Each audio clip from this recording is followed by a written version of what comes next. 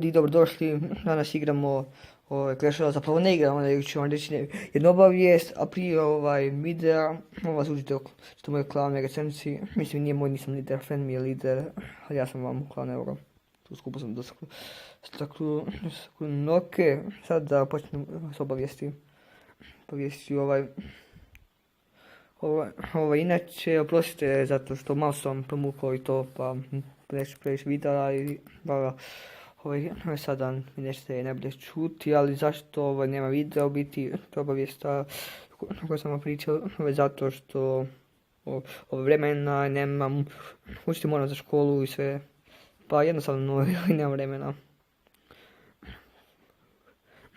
Isto kupio sam obnovi onda sad da neću baš najbolje moći editati dok se ne nađem program za editiranje. Pa ok, bok ljudi, to je bilo to za ovaj video i bok.